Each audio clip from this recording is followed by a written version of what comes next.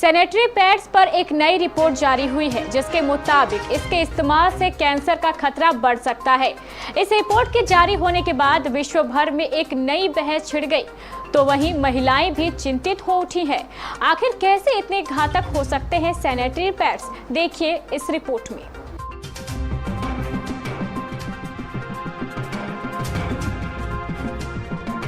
KBC news ने कुछ दिन पहले आपको ऐसे शैम्पूज पर एक रिपोर्ट दिखाई थी जिनमें कैंसर कारक तत्व मौजूद होने की वजह से इन्हें बाजार से वापस मंगवा लिया गया था।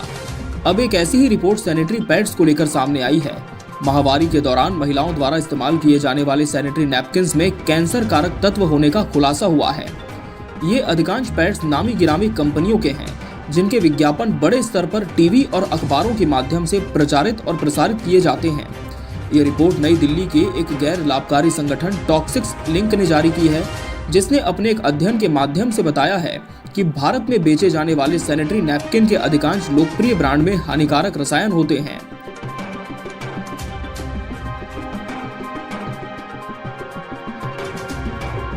टॉक्सिक्स लिंक ने अपने इस अध्ययन में देखा कि देश में इन रसायनों के उपयोग को सीमित करने के लिए किसी अनिवार्य नियम के अभाव में निर्माता मुश्किल से उन दीर्घकालिक प्रतिकूल प्रभावों पर ध्यान देते हैं जो इन रसायनों के चलते महिलाओं के स्वास्थ्य पर पड़ते हैं।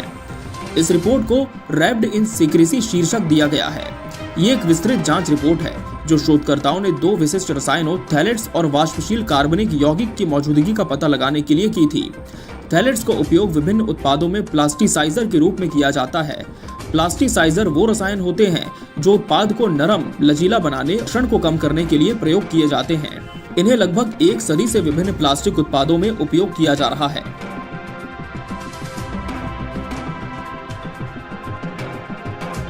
रिपोर्ट के लेखकों का दावा है कि उनका उपयोग सैनिटरी पैड में उनके विभिन्न परतों को जोड़ने और इनकी इलास्टिसिटी यानी लचीलापन बढ़ाने के लिए किया जाता है।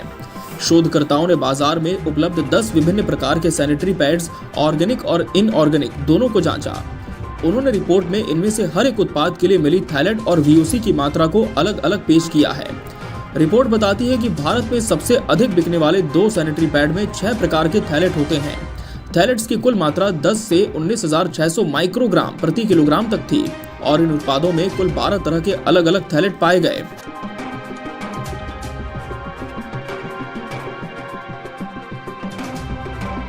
विभिन्न वैज्ञानिक अध्ययनों का हवाला देते हुए रिपोर्ट में थैलेट से होने वाले कई स्वास्थ्य खतरों की ओर इशारा है।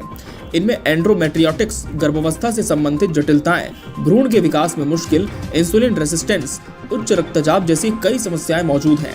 हालांकि इस रिपोर्ट में ये नहीं बताया गया कि इसके प्रभाव कितने स्पष्ट हो सकते हैं। रिपोर्ट के लेखकों के मुताबिक इस दस्तावेज में किसी भी तरह से ये दावा नहीं किया गया है कि केवल सैनिटरी पैड से ही कोई थैलेट्स के संपर्क में आता है।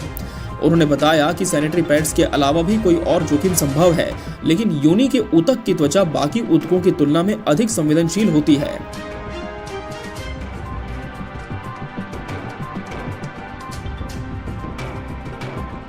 पच्चीस प्रकार के वीओसी जांचने के लिए 10 सैनिटरी नैपकिन्स उत्पादों का टेस्ट किया गया। रिपोर्ट में बताया गया है कि इन 25 वीओसी में से दिमागी कामकाज को प्रभावित करने को लेकर त्वचा की सूजन, एनीमिया, लिवर और किडनी की कमजोरी से लेकर थकान और बेहोशी तक कई हानिकारक प्रभाव देखे जा सकते हैं। टॉक्सिक्स लिंक के शोधकर्ताओं ने सभी जांचे गए उत्पादों में वजन के अनुसार 1,690 माइक्रोग्राम प्रति किलोग्राम की सीमा में वीओसी का पता लगाया। ये कैंसर के कारक तत्व हो सकते हैं।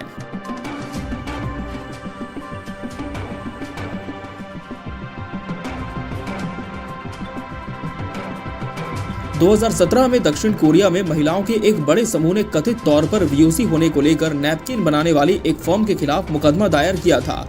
उनके आंदोलन के परिणाम स्वरूप उत्पाद को बाजार से वापस ले लिया गया था।